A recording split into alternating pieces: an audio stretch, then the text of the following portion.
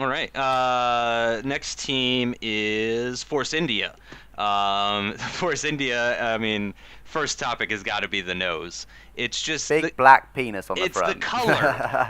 It's the fact that it's black. Like if they had made it any other color, I feel Well, no, like. hang on. You said you liked the Photoshop of the McLaren that was Mhm. darkened out on the, on the On the rest, and the nose sides. was coloured. I realise it's kind of the opposite, but you said you liked the fact that they used the livery, and they've tried to use the livery in hiding the nose, and you don't like that? Yes, actually I do, because actually if you kind of if you kind of blur your eyes and just ignore the big black thing hanging off the front, it looks great. If you focus like on the white parts of the nose, it looks really nice. I like how the bottom part kind of goes out a little further versus the top part, and it adds this kind of angled look to the white part that I really like. Yeah, the Um, livery looks good. yeah, I really like that they added the black to the livery as well. I think that it really makes the colors pop a little bit more. It just I'm hoping it does well. Again, another Mercedes team though. So purely by by having the Mercedes engine, they're already off to a good start.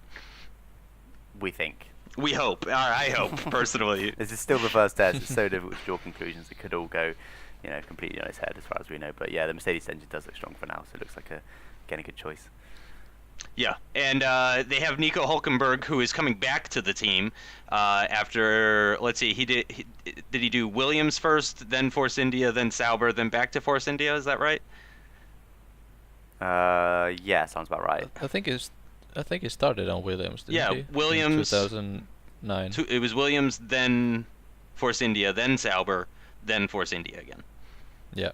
Yeah, so he's He's got to drive. this is his fourth team change, but it's only his third different team. But exactly, just like you said, it's just great that he was able to stay in the sport. If we lost Nico Hulkenberg in the way that we lost Paul di Resta, I mean, that would have been a crime against humanity. That would have been a crime against F1 as a sport. For me, Nico Hulkenberg is a prime example of what part of what is wrong with F1 at the moment.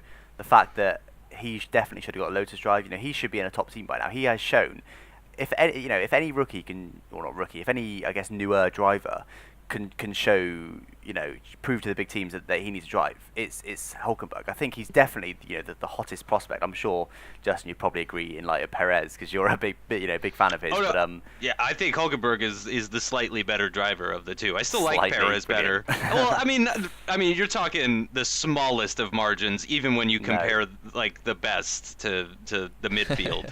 I mean, we're talking like hundredths of seconds, tenths of seconds at most.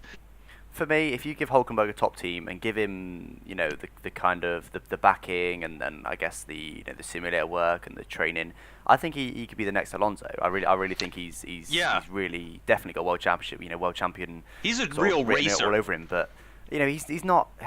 Just the fact that he's having to dart around the little teams just to try and kind of get noticed, and it's just not. It's sad. He's gone to 3 different teams, and he's every single time he's proven himself to be a solid driver. Sauber last year was less successful, but as soon as they sorted the car out, he was straight back up there into the points, and quite often in the top 10 when his teammate really wasn't. Yeah. Of course, the Williams got that. Was it a pole? Wasn't it in Brazil? Mm-hmm. And he's always shone. So it's just wrong the fact that he's not being picked up by anyone with even Lotus. They're not I wouldn't say they're a top team just because their budget isn't there, but the fact that even they had to go for a Well, they won a race. Driver of him. Anyone who wins a race in a season is a top team, and they won the first race of the season, so they're definitely a top team. And yeah, I mean that's where I expected him to go to. They're a top team, but they're not up there with the big four of Ferrari, McLaren, Mercedes, and Red Bull. Certainly not on budget. Just because they haven't got the budget. No, Yeah. but they've outperformed their budget. I don't disagree with that, but I think probably the fact that they missed this test proves that they perhaps pushed a little bit too long into last year because their car isn't ready. I mean, their car should be ready by now. They're a big enough team that they should be at the first test. It's a big omission, but I'm getting ahead of myself. Yeah.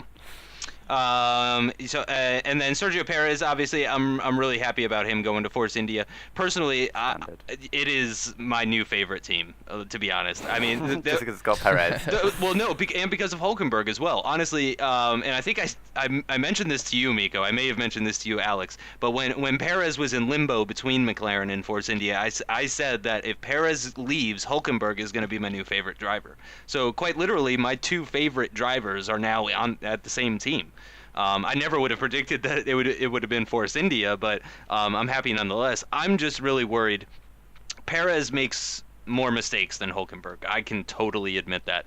And I'm really worried that Perez is going to make some sort of mistake that is going to piss off Nico Hulkenberg, and they're going to end up hating each other. That is like my number one fear for this season. I'm not worried. They're going to do well. I mean, that's a very young lineup, but they both have experience. Has But Nico? neither of them are solid, consistent performers. Neither of them are a Fernando Alonso. Nico more so is more consistent than Perez. I think he is, but he still makes mistakes and stuff. Force India haven't gone for the they could have kept Sutil if they wanted. I know he's not that great a consistent driver, but he's more consistent probably than both of those.